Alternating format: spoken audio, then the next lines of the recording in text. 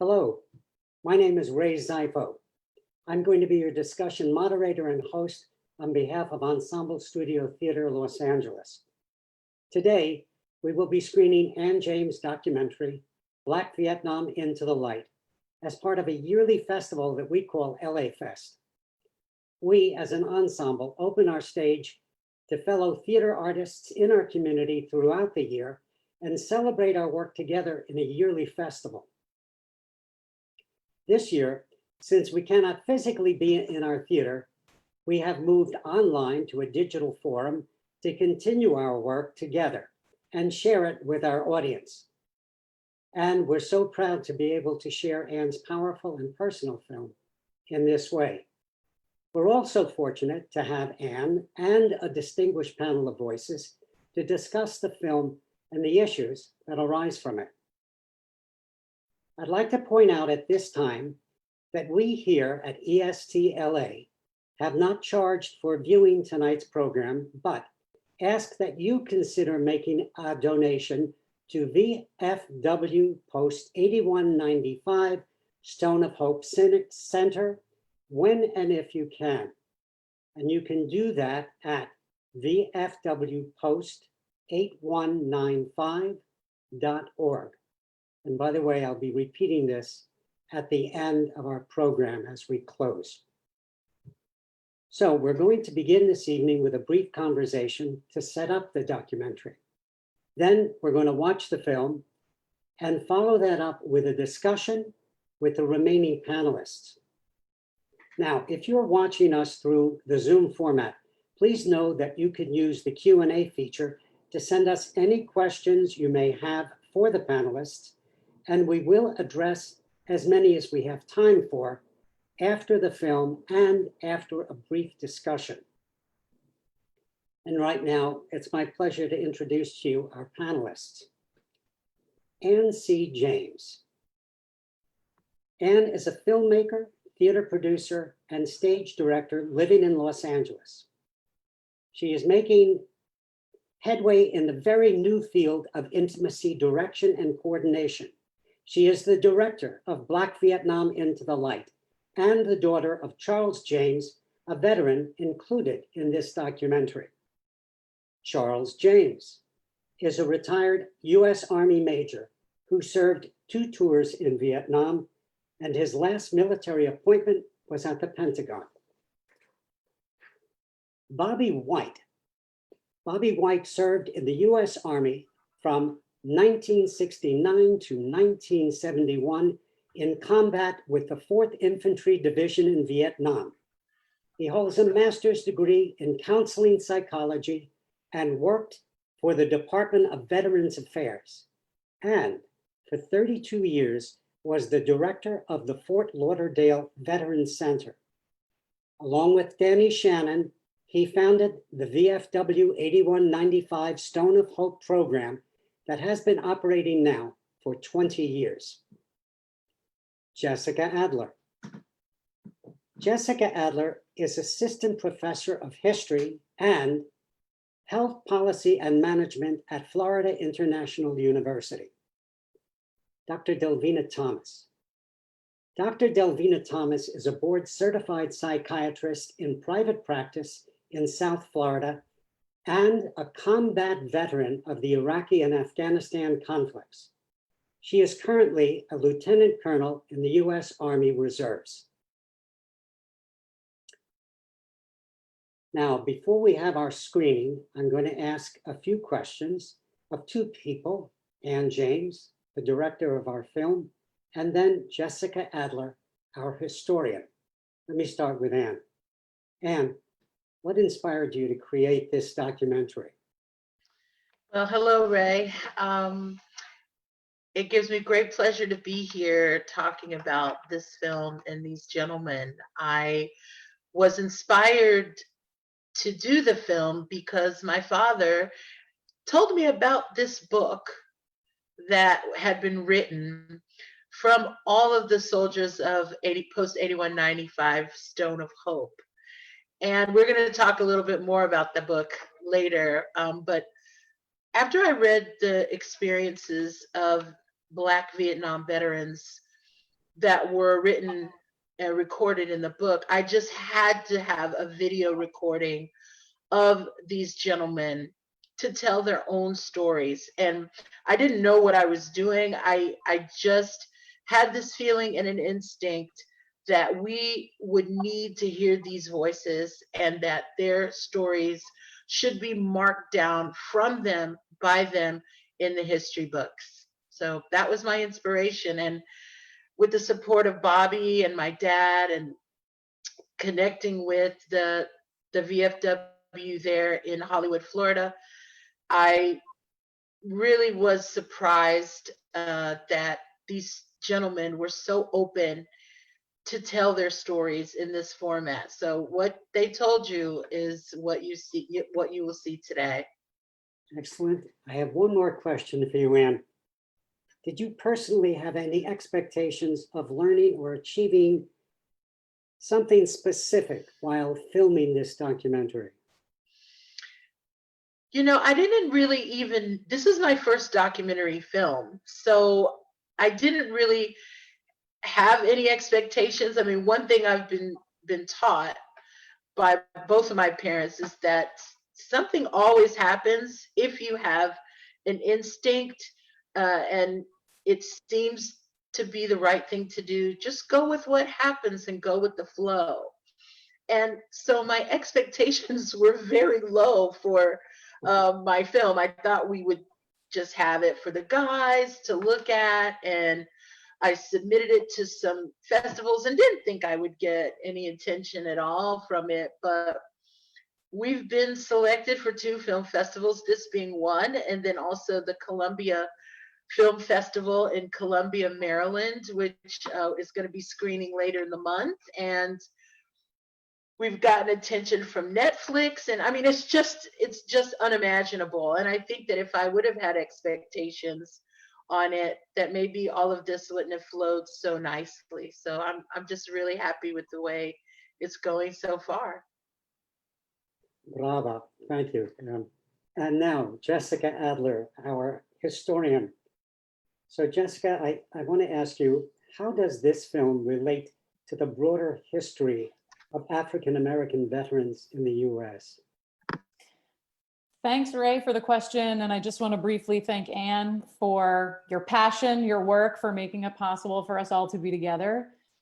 Thanks to Lizzie, Ross, and all the folks from Est LA for hosting this event so graciously. And thanks to the VFW Post 8195 for serving the South Florida community and for letting me and others who will watch this film get to know you.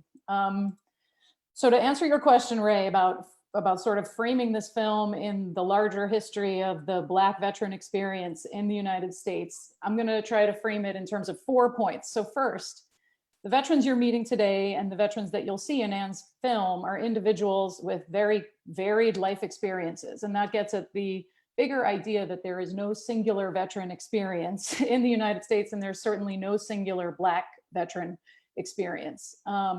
Still, here's the second point. It's fair to say that Vietnam veterans in general fit into a larger history of veterans in this country who have suffered the impacts of military service long after returning to civilian life. So veterans in Anne's film who speak about the crippling impacts of Agent Orange and post-traumatic stress disorder could likely relate to World War I and World War II veterans who were exposed to mustard gas and who suffered from so-called neuropsychiatric illnesses. So in other words, weapons change, names for conditions change, but the timeless thing is that war causes mass suffering that continues long after battles end.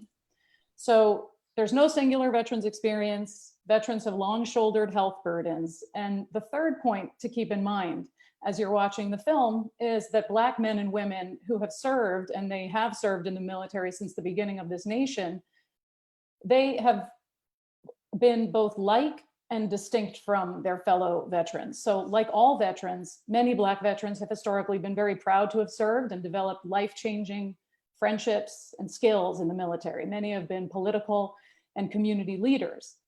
Many too endured the negative health impacts of military service that I just alluded to. But where the experiences of Black veterans historically differed is in the military and beyond, they could personally feel and be impacted by the segregation and racism that pervaded larger society. So it's perhaps not surprising that through the middle of the 20th century, Black veterans were regularly denied cash payments, appropriate disability ratings, access to health facilities, all of these so-called veterans benefits that were supposed to be open to all who had served. So I want to just give one quick example of the famous GI Bill of 1944. We know that this is the bill that supposedly grew the American middle class. Among other benefits, it offered veterans financial aid to go to college, guarantees of home loans, and job training.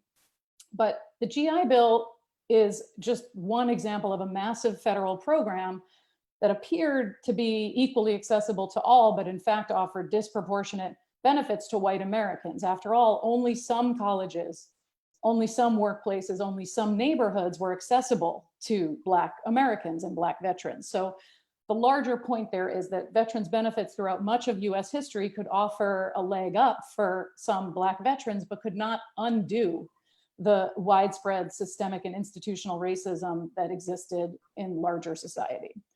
Now, just a final point about that is that Black World War I and World War II veterans of all periods were very aware of these injustices, and they channeled their frustrations and became vocal civil rights activists, vocal leaders in their communities. They helped not only to ensure the 1948 desegregation of the military, but also the passage of crucial civil rights legislation throughout the 20th century. So this brings me to the fourth and final point, which is that Anne's film gets at one more important aspect of the experience of Black veterans in America, and really Black Americans. And that is that in a non-egalitarian society, they have formed their own networks and their own organizations. VFW Post 8195 is a part of a long tradition of Black veterans coming together in self-support and healing and in joy.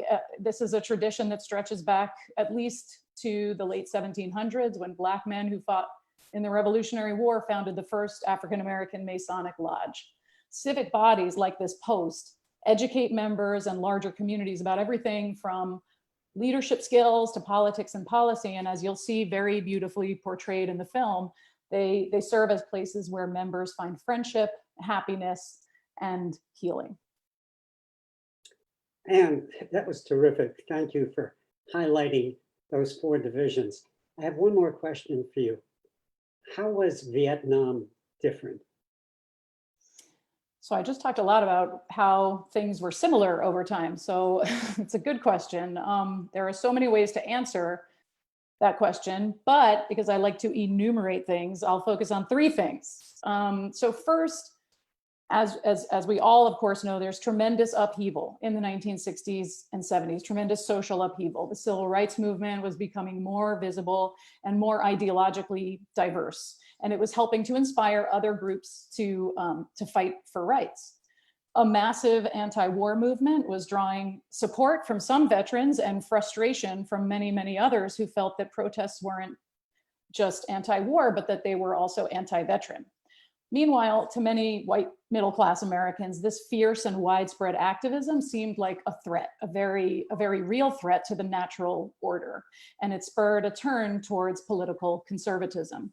And we can think through how this continues to ripple today. So the first point is that this era is different because of tremendous social upheaval that informed really personally the way that people lived their lives, the way that they thought about their own rights, the way that they thought about politics.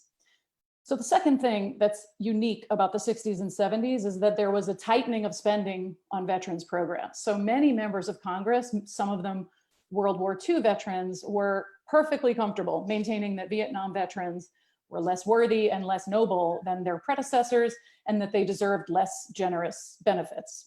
So now a third unique characteristic of the Vietnam era, and this is the final thing I'll say, and here really I'm talking about a later period, this is sort of the late 70s and early 1980s, is that understandings about the consequences of war changed. So new veterans like the people on this panel and the people in Anne's film told their stories to the American public and to elected officials, and over time they encouraged them to acknowledge the terrifying health impacts of Agent Orange and to adopt new and broader definitions of war trauma, what we now think of as PTSD. So as Vietnam veterans did this, they laid the foundation for enhanced services that benefited not just them and their own generation, but veterans of other conflicts too. And here to close, I just want to point out the crucial role played by Black veterans and veterans from other marginalized groups in establishing these new, bigger ideas about the impacts of war. In Congress and elsewhere, they were reporting not only that veterans in general were being overlooked, but also that veterans from minority groups faced some of the heaviest challenges, that they were disproportionately assigned to dangerous tasks and roles, that they were disproportionately likely to receive dishonorable discharges. So the people interviewed by Anne and the people sitting on this panel lived this history. Bobby White, as you can see him on your screen, was a leader in a still existent mental health counseling program designed and devised by a diverse group of Vietnam veterans in the late 70s and 80s. And he and others did crucial policy and field work to ensure that the interests of all former service members, regardless of race or ethnicity, would be served by their government, and that VA programs would do better than those that had come before. So this brings us back to Anne's film and how the work of Post 8195 is imperative. It ensures that Black veterans are empowered not only to heal themselves, but also to educate others about disproportionate sacrifice and about the powerful consequences of war. So thank you, Anne, for your work, and thank you, gentlemen, for opening your hearts and your minds to us. All right. Thank you, Anne. Thank you, Jessica.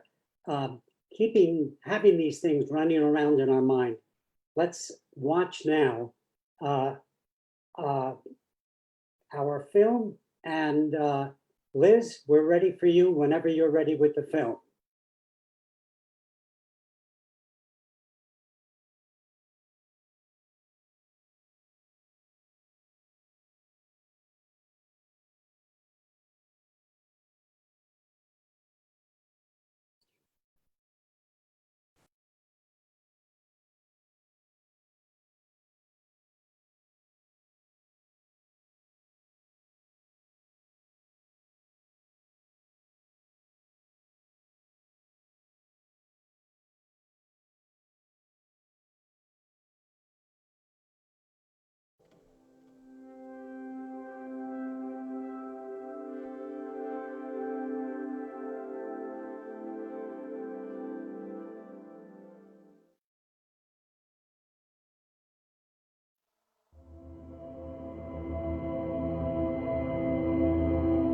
In Miami, Florida, a group of African-American Vietnam veterans is sharing stories and healing the damage of war.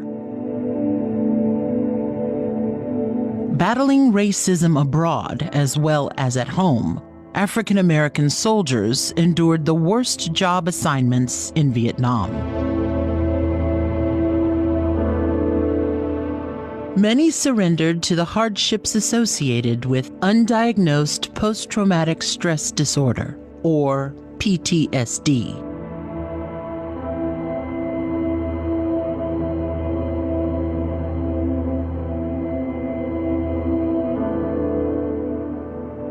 The war left permanent scars for some: alcoholism, spousal abuse, depression, and the inability to reconnect to society.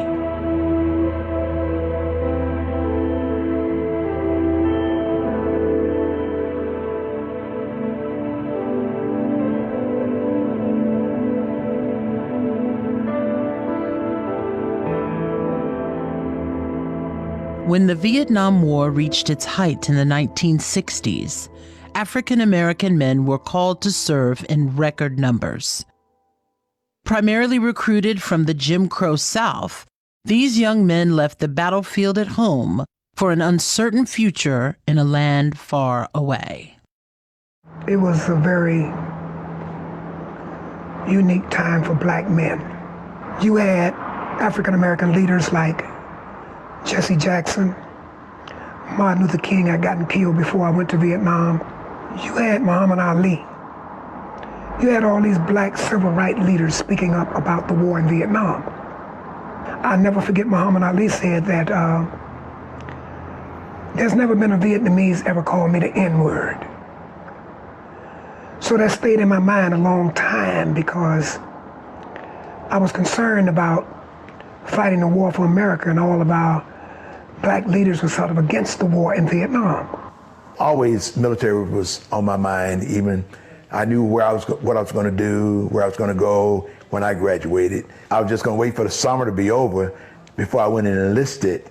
But I received my greetings from Uncle Sam, and I didn't want to go in the Army, so I went and joined the Marine Corps. So for those 2 months prior to going to Vietnam, we were working 12 or 14-hour days, getting medical equipment, supplies, stretchers, making sure our military vehicles were fully loaded, because we didn't know what we were going to face when we got there. Most of my buddies was going in the Army, Marines, and other branches, but I went in the Air Force. I had uncles and cousins in the Air Force already, and so I went in and went through basic, and went through tech school, and got stationed there in Orlando, and then I was there for about 7 months, and I went to Thailand for a year. 6 boys went to the military, 1 didn't. The baby didn't go, and everybody else went. But me and 3 of my brothers went to Vietnam. I got drafted. I was playing in the band at the time, and my partner, who was my best friend at the time, was the drummer of the band. He told me, he said, we're gonna go into the buddy system. So me and him got on the bus to the induction station down there, and tried to volunteer. But which we did, and we signed in, and I mean we got sworn in. And after we got sworn in, we've come to find out that that he had committed a felony, and he couldn't come in.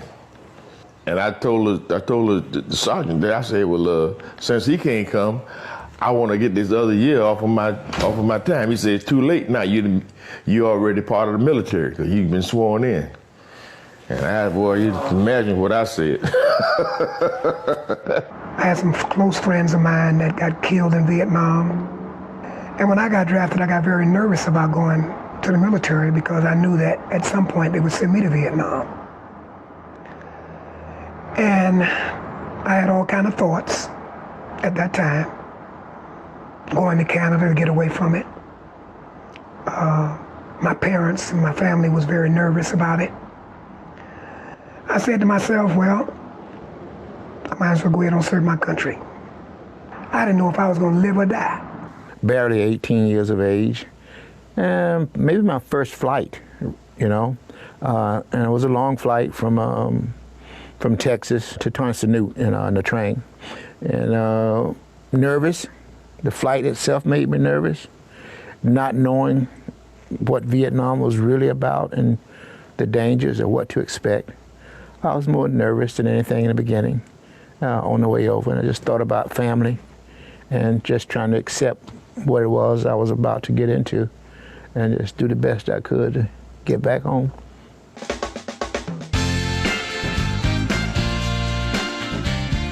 The dap was a way that all black soldiers greeted each other, showed admiration, showed love for each other.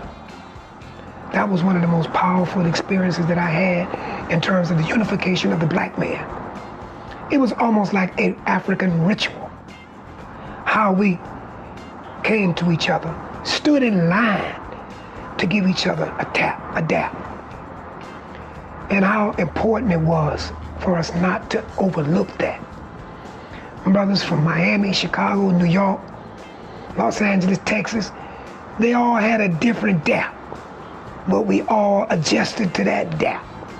And that dap was one of the most beautiful things to me that I'll never forget.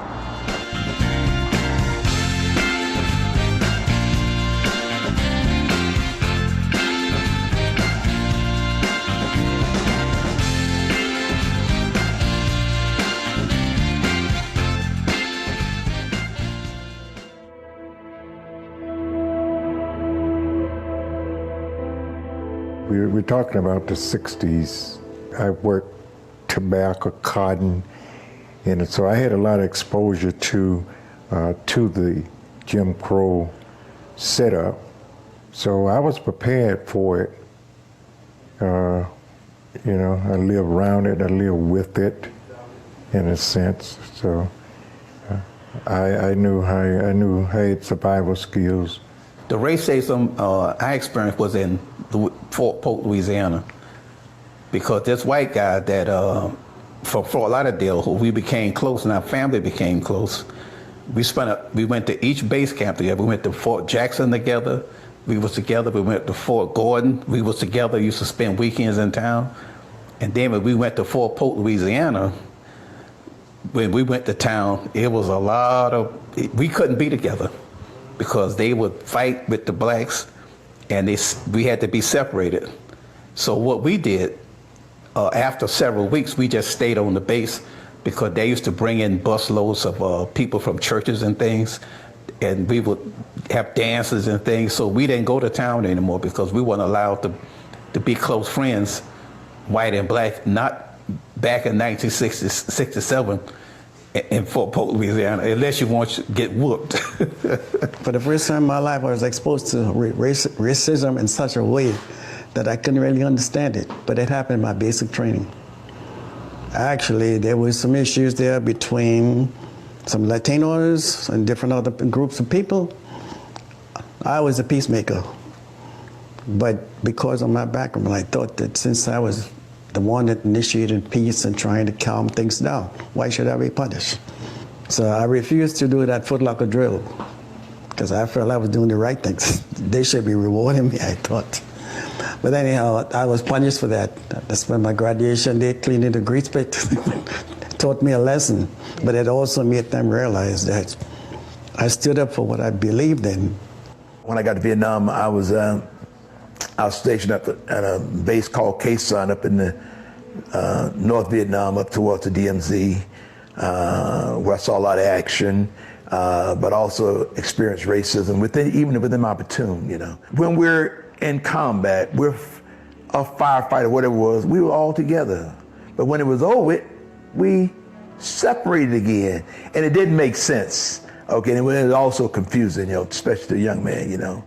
Racial Southern boys and black boys ain't gonna get along.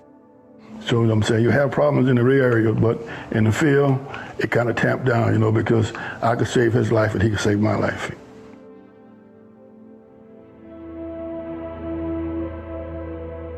PTSD, post-traumatic stress disorder. I'm gonna tell you exactly what that is. When a person have an experience over and beyond the normal experience and shatters their psyche, their waking, sleeping, dreaming state of consciousness, their ability to concentrate and contemplate. When you shatter that, that's what PTSD is. You know, you get back, you do your best to adjust, you know, and you see a lot, you grow up fast when you're 18 and you go places and see things and do things you normally wouldn't dream of. So you're a different man. I was a different man at age 20. You know, I did my time when I was 20 when I got back. I turned 21 after I got back here, but I wasn't the same kid that left by any means. This term just come about in the last, it was like shell shock. You was crazy, and you stayed away. You isolated. The general public isolated themselves from us. I didn't know about PTSD until about 35 years after. I was in my 50s when I started support groups like I'm involved now. And I heard my comrades who were in Vietnam talking about all these symptoms. I started to say, oh, I got it, you know. I must have been I'd say maybe in my 30s or 40s when I found out. I'm 69 now. So for a long time I carried it around, and I think the only time I actually really got involved in expressing it was when I came to this group. You just can't recover with the time that you lost. So you just do what you have to do. But there's so much loss, family, wives, lives. And it's like the Army cavalry, now the cavalry comes. After Fort been burned down, there's no one left. Now that I look back, I had PTSD in Vietnam because I remember the first time I was called a boy. We had some kind of misunderstanding. He called me a boy. And next thing you know, I picked up the M16 automatic and I fired at him. I don't know what happened, but he didn't get hit and I didn't get court-martialed. You know, so I could definitely say that I think I had PTSD then in Vietnam. I was on a mission again, black dark out there. I got up in a sleepwalk, and I was walking out in the boonies. And before I got to my own trip flare, I stopped to say, "What are you doing? What are you doing?" And then I backed up, and I went back and laid down, and I didn't go to sleep that night. I knew that war had a lot of effect on me then. A Viet Cong pointed AK-47 within inches of my face, and I thought that was it.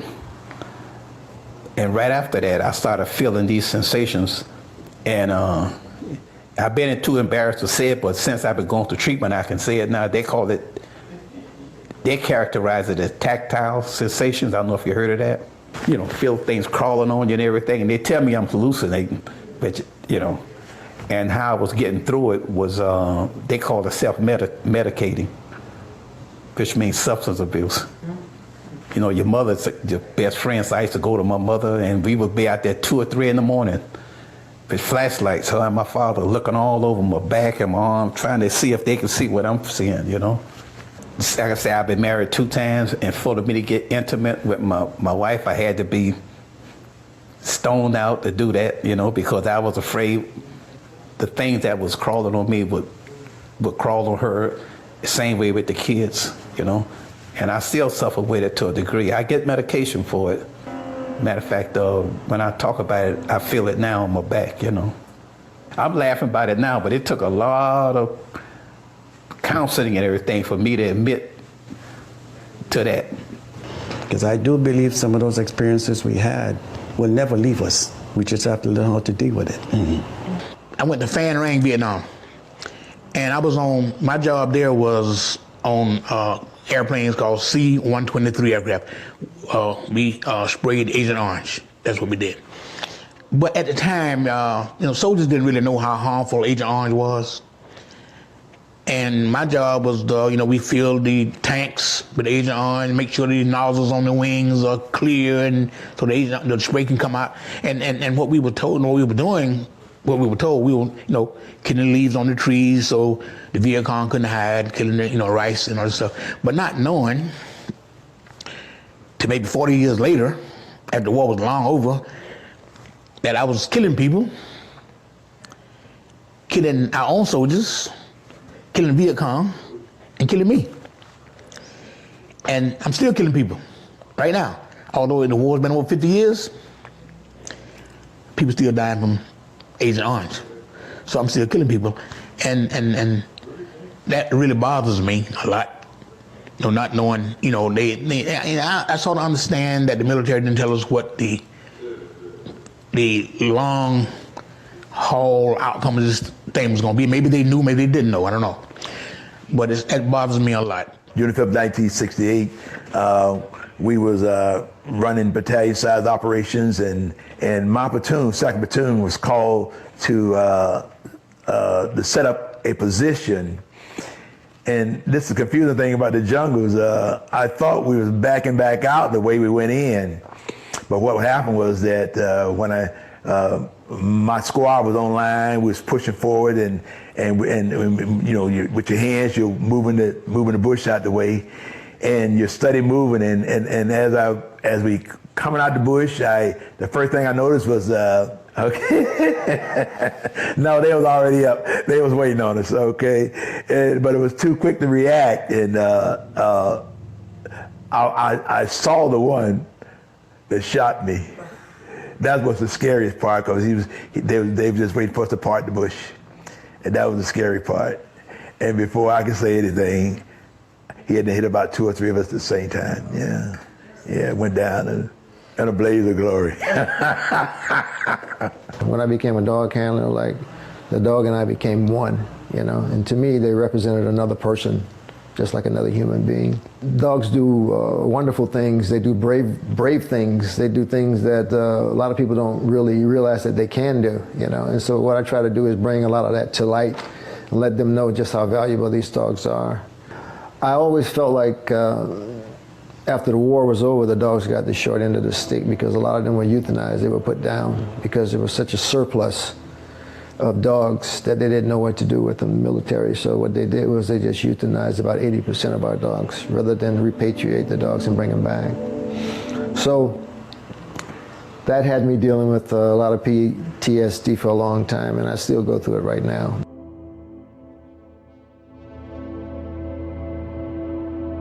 While conducting these interviews, I had a chance to sit down with my father, Major Charles Henry James, and his wife, Jackie, to speak candidly about how PTSD has affected his relationships. I never anticipated being married to a military man. This isn't the first marriage for either of us. The effects of Vietnam were tremendous, and sometimes you really don't know them until you get to that point. It kind of make you not trust or want to be with anybody on a permanent basis. But when I saw her, it had all the check marks that I was looking for if I was going to be into another relationship. And so it just dispelled all those rumors that I had about not finding love again or not being in another relationship.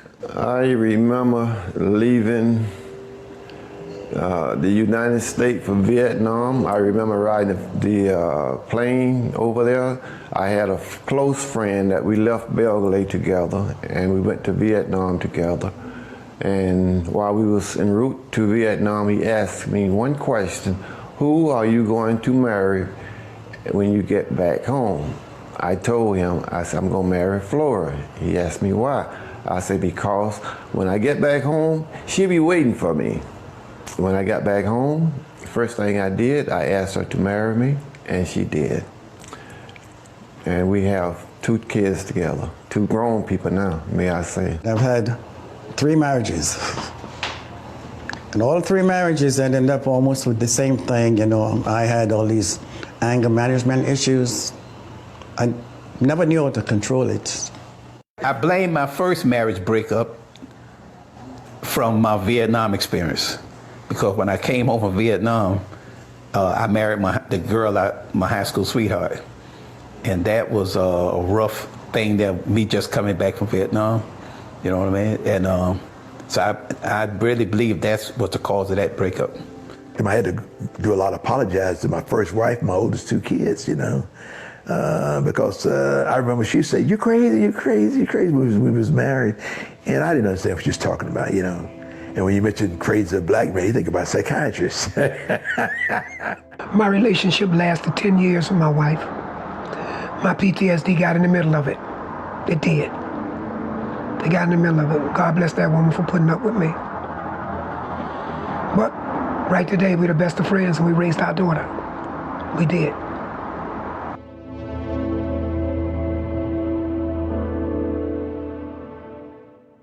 You know, whoever stumbled in there, I stumbled in there, and they make you feel welcome.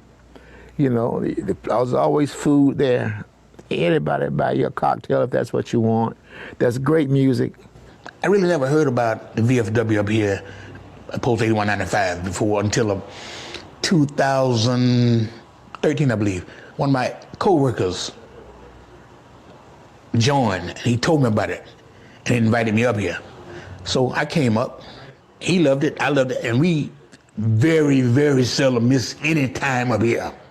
Most of the time, I can't wait for Tuesday to come so we can come down here and share a story with the guys here, because Because you know, I mean, it's not too many people you could talk to about wars and laugh about it. You know. I found out that I was not the only one who was having a lot of anger issues, you know, stress issues, and just being able to collaborate and be able to discuss with a lot of other comrades who were going through the same thing, because I felt I was the only one dealing with it. Didn't know how to handle it. So from there on, getting the information from other people, it helped me to take a course of action that would help me to become a little bit more grounded and more understanding. Look, it's a family. It's a family. We love each other. We can talk to each other about anything. We can laugh, we can cry, and it's all good. Hey, if you cry, you feel so good. You can cry around these brothers because we all been through some of the same things. We was in the same places. We might not have known each other while we was there, but we were there. They're also politically involved and socially. When people are running for office, they come there to do debates or to speak to us to get the black vote. They put on political forums. They do the house buying thing for the vets, help them get the VA benefits and stuff. But, you know, it's a wonderful organization. But it's a great social experience. But it's also a lot of serious things go down there, a lot of serious help.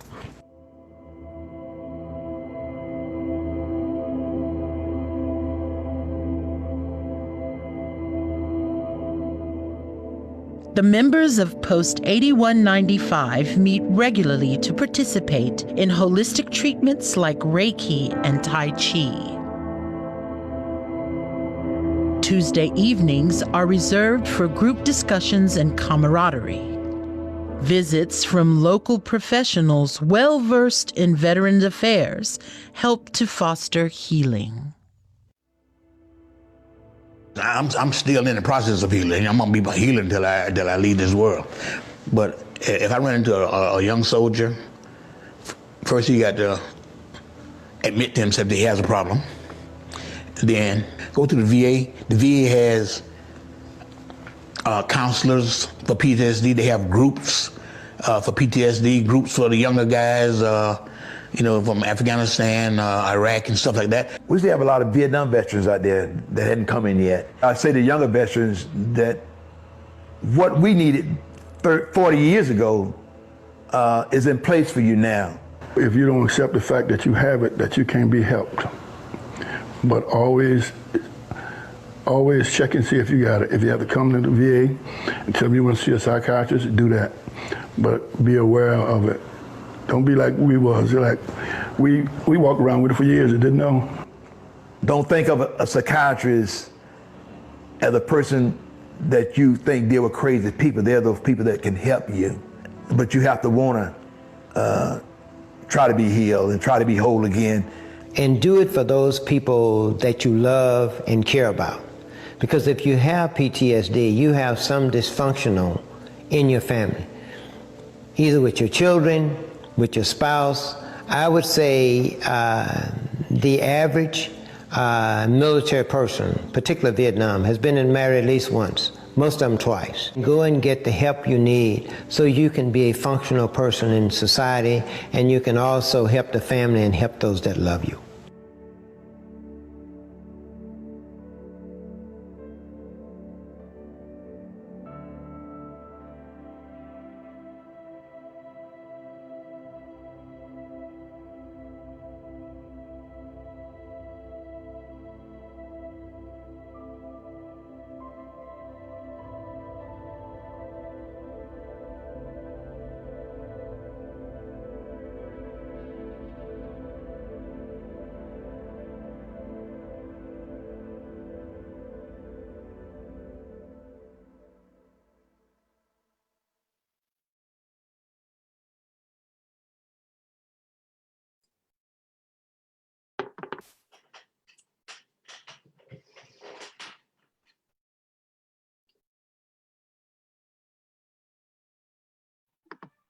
I'm just waiting till the panelists are all back and I can see them. I certainly want to thank Liz Ross, Artistic Director of Ensemble Studio Theater, whose connection with Anne started and followed through so that all of this could be seen today. Thank you again, Liz. All right. Now, I would like to ask a question of Dr. Thomas. Dr. Thomas, when a person believes he or she is experiencing symptoms of PTSD, what do you suggest to that person? What is it that you suggest that person to do? Well, I think the first thing is this. Some people are uncertain as to whether or not they're experiencing PTSD, post-traumatic stress disorder. It is a very unique pathology or unique illness or disorder that actually affects every realm, as Ann James just so very well laid out in this film. It affects so many aspects of their life that I think for a lot of the soldiers, and because we're talking about PTSD that's related to war, a lot of them questioned whether or not they just weren't living their lives right or if they actually had a disorder. So if you notice that you are having difficulty in your relationships, you notice that you can't get along with people, that you have a lot of irritability or anger, or that you suffer from sadness, depression, you have a lot of nervousness, anxiety, because PTSD encompasses so many different things.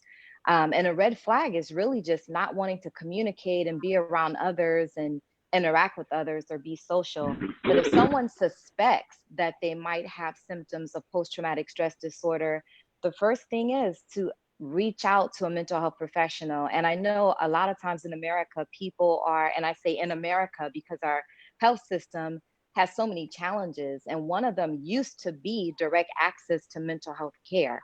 That had been a challenge. And that's why we've seen so many suicides in the general population, but even more so in our Vietnam population and in our military population. So you have to reach out for care. Thank God for social media, because that's been a very effective medium to share information and phone numbers like the suicide prevention hotline, the crisis hotlines, the military one hotlines. So if you don't know where to go, the first thing to do is you could call one of these hotlines. There's 311, there's the suicide prevention hotline. There's also, if you have a primary care doctor or some sort of medical professional, you can reach out to them and they should be able to direct you. If you just don't know, Googling, you can ask Google anything. You can put in, find a therapist, find a psychiatrist, find a mental health person, but go and talk to someone, get the conversation started. Oftentimes people might start with their primary care physician or their pastors.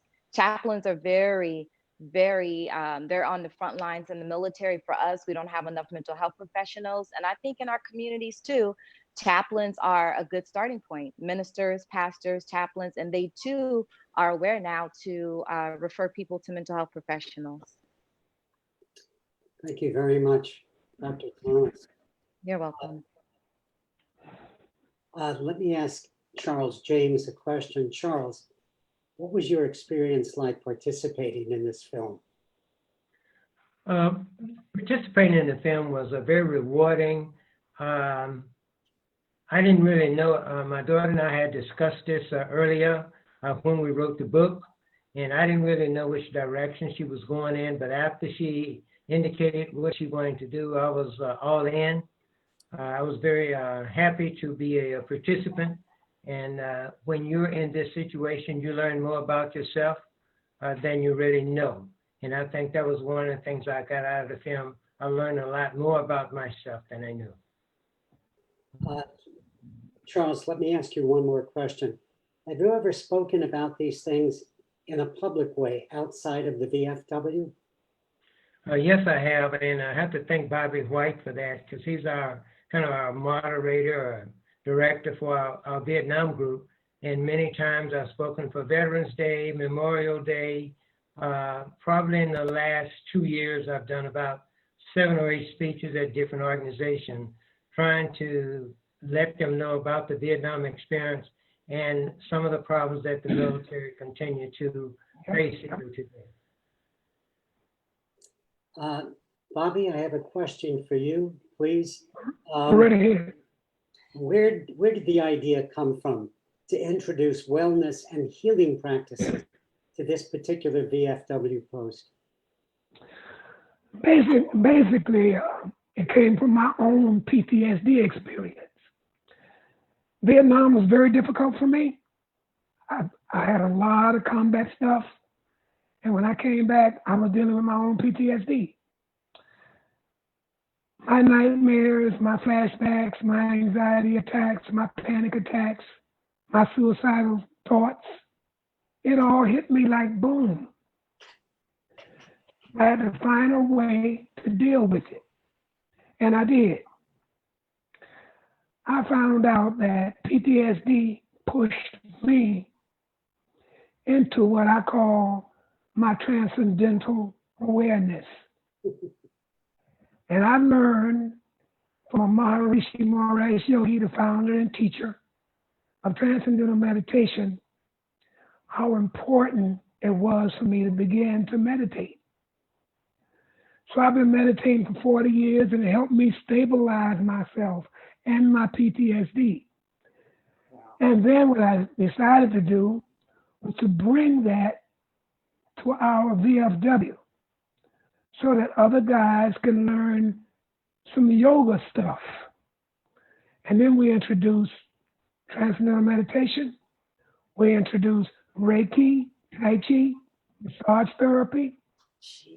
We introduced wellness, dieting, fasting, detoxification. And we had conversations about this. And during that process, everybody started looking into it, started participating, and started receiving benefits from it. So it was beautiful, and it still is beautiful, and it's going on right now. Every Tuesday we're doing virtual because of coronavirus. But prior to that, these guys would meet in that room at the VFW Stone of Hope office in our group room and talk about all our issues. And it opened the door up to that consciousness. And I'll say this, Ray, there's more to you and me than waking, sleeping, and dreaming. I believe that there's a transcendental nature in us. There's a cosmic consciousness that exists deep inside of every mind. And there's a restful feel of pure awareness that we all got to see one day. Now that is the kind of stuff that I learned from the Maharishi.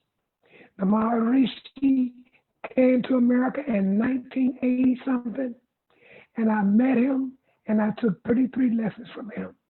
And that was one of the beautiful things that I can learn was the science of creative intelligence. So I had to say that. Excellent. It was appreciated, everything you said and everything you were able to share with the other people who benefited from the things you benefited from. Now, let me ask both or either Charles or you, Bobby, how has your knowledge and lived experience of PTSD changed over time? Why don't we just ask Charles, and then if you want to bounce back on that, Bobby, that would be great. All right. Okay. Well, thank you, Ray. Well, first of all, PTSD is brand new. I would say 15 or 20 years. When time we served, we didn't even have a diagnosis of PTSD. But through the Stone of Hope and through some counseling, we've all been able to put the things that we could not control in some kind of category so we could deal with them. And so you need help from those professionals. And it's also great if you have good family support. It can help you to overcome any of those things that affect by PTSD. Bobby, yeah, I think, Ray, I think over the years we've learned so much about PTSD. And I think that all the young professionals that are in the arena now, the mental health arena, like Dr. What's her name, who just spoke? we are getting this new information. Mr. Thomas, yes. We're getting this new information from the new studies that are coming out on PTSD, especially the new studies that are going on with the new generation. I served a year in Vietnam. Most Vietnam veterans serve a year or 2 years. But a lot of the veterans that are serving 3 and 4 tours in Iraq, Afghanistan right now, they're getting a double, triple dose of PTSD in my opinion.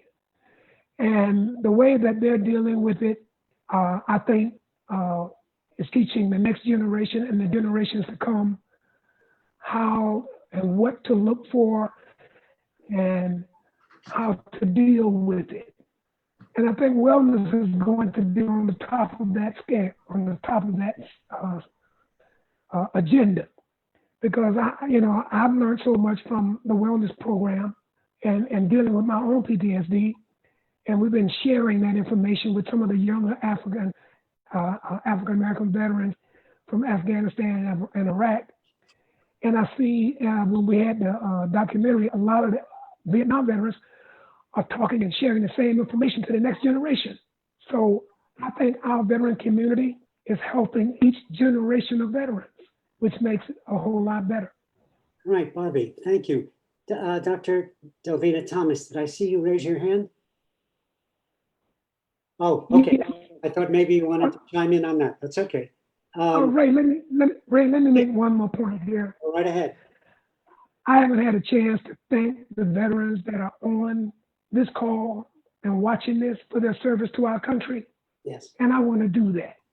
I want to thank each and every one of them and their families for being on this call. Thank you. Excellent. And Charles, do you have any advice that you would want to give to current soldiers and veterans? Thanks again, Ray. One thing I would like to tell them is that you're not alone. There are a lot of organizations, the VA, the American Legion, the VFW, Paralyzed Veterans Association. There are all kinds of organizations that are available for help. Don't have so much pride that you try to handle this yourself.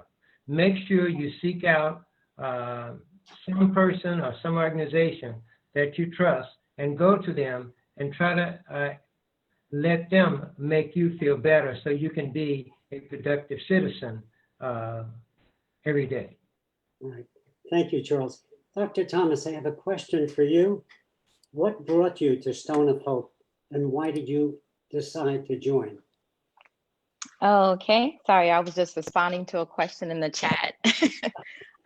So my initial contact with the Stone of Hope was actually through Mr. Charles James. I was at a ceremony and I was receiving an award, and they mentioned in my bio that I'm a veteran of foreign wars. So Mr. James approached me and told me about VFW Post 8195, Stone of Hope, and shared Bobby White's phone number with me.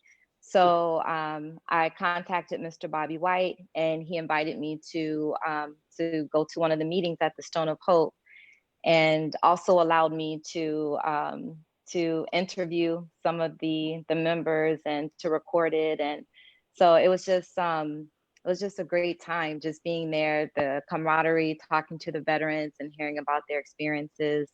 And because of the energy I felt there and everything that Mr. White has done at VFW 8195 Stone of Hope, and just all the healing interventions and how they just created their own wellness center. So a lot of things that these veterans need, that their needs can be met there clinically without necessarily having to go to the VA or to their private practitioner. So I decided to also join as a member. Dr. Thomas, here's a question that has come in. It says, is there a way to proactively prepare servicemen and women for the stresses of service duty? Yeah, that's a great question. And I was trying to type a response to that. It was kind of lengthy. So the military is doing a really good job with prevention strategies. It's better for us to try to be proactive as opposed to being reactive, waiting for things to happen, right? So the US Army has created so many programs that teach education and prevention. A part of the prevention strategies include learning how to communicate, learning how to process stress, learning how to talk with your family members, learning healthy diets, learning, people think because we're in the military that we eat healthy all the time. There are a lot of people who join the military and they're young. They're like 17, 18 years of age, 19 years of age. And a lot of things they never learned. They didn't learn how diet can influence their mood or influence their behaviors. They didn't learn how exercise can help prevent anxiety or help their mood, things like that. So we educate the soldiers, and at the same time, if they're married or have significant others, if they have children, if they have parents involved, there's also classes for the parents and the family members so they can be a support system. And then we teach the soldiers coping mechanisms, and we give them tools to place in their tool belt besides their weapons, so they have other ways to cope with what's happening to them mentally. So the education, the prevention, the tools of coping, and the important thing that really happened, the limitations of the tours of duty. So when we went over to Iraq after 9/11, some of these tours of duties were 15 months and 2 years. And someone finally said, listen, you can't keep people in war zones for 2 years. So now it's down to 9 months. Active duty time, if you go overseas, it's a 9-month tour as opposed to a year or 15 months or 18 months. That's a treasure trove of information. I'm going to say this once again at the end, but this information is also available at VFW Post 8195.org. The things you've heard, the resources and guidance which has been mentioned here, you can find online. All right, Anne, I'm going to ask you something here. What is something surprising you learned during the making of this film? I was really surprised at the resilience of the gentlemen that I was interviewing. They are just as warm and funny. And, I have a great father. He's an amazing dad. But I felt so embraced by this post 8195 Stone of Hope group of men that I will feel forever like I adopted 16 other dads during this experience. I mean, it was really personal, and they opened up to me and my DP, who was their director of photography, Michael Garcia. They opened up to us so warmly and embraced us that I really wasn't expecting that. And I was so grateful to them, and still am grateful. Hi everybody. That was really a warm and wonderful experience that I could have never expected. And I want to say that I was so impressed with what seemed to be the comfort of those people you were interviewing. And I know this personally, unless you have a gift of conveying ease and comfort and appreciation. Without that, I just want to pat you on the back. I'm sure these men are everything you say, but I'm sure you contributed or made them comfortable in a way that helped the interviews that I saw. You're very gifted in that way. And I've got one more question for you. How has making it changed your life? I'm much more aware. When I was being raised by my dad, I knew that he was in the military. We traveled around the country. I'm an Army brat, basically. That's the term that we use in the military. Military kids use that term. And it's a term of endearment. But I never knew the details of this part of his life. And to even just have a chance to sit with him and talk with him about these experiences, I felt made our relationship stronger. And the fact that he's on the other side of it and has made it through to the light of this situation is absolutely miraculous. And with the help of Dr. Delvina and with the help of Bobby White, who I will be forever in debt to. Thank you so much for caring about, personally, for caring about my father and being with him through this extraordinary journey of healing. So there's that. That's what I have to say about that. You said it very well. Now, I'd like to put out a question. Any and all panelists, not to put you on the spot, anyone who wants to answer this, what do you want people to take away from the film? Let me say this. I want to thank Ann for making the film. We had a chance to tell some of our stories. Thank you, Ann. All right. Okay, great. All right.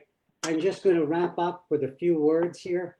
I have to, okay. And I was going to say thank you, but that's part of what I'm going to say now. All right. Thank you for joining us for this special event. Is there something else? I'm sorry, there's a couple of other just thank you. Okay. Sorry. We wanted to make sure my assistant, my better half, my wife, is making sure I haven't missed any questions that have popped out, but there were thank yous. Okay. Thank you for joining us for this special event. We want to thank all of our panelists and all of you watching from your homes. This entire event has been recorded and will be hosted on our website, estllosangeles.org. I'll say that once again, estllosangeles.org. And we will also be sharing that with that information with VFW Stone of Hope Center for them to have on their site as well. So if you weren't able to watch the full event or would like to share this event with others, you can visit either of those two websites.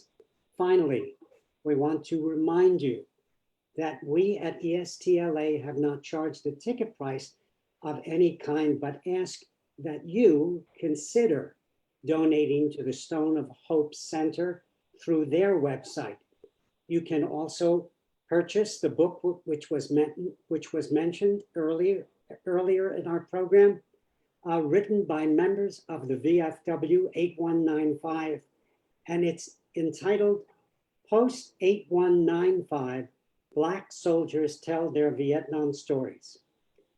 And of course, any veteran looking for resources and support, please visit vfwpost8195.org, and they'll help you with those resources and guidance. So in conclusion, on behalf of ESTLA, we wish you and your families the very best. So stay safe and be well, everyone. Thank you.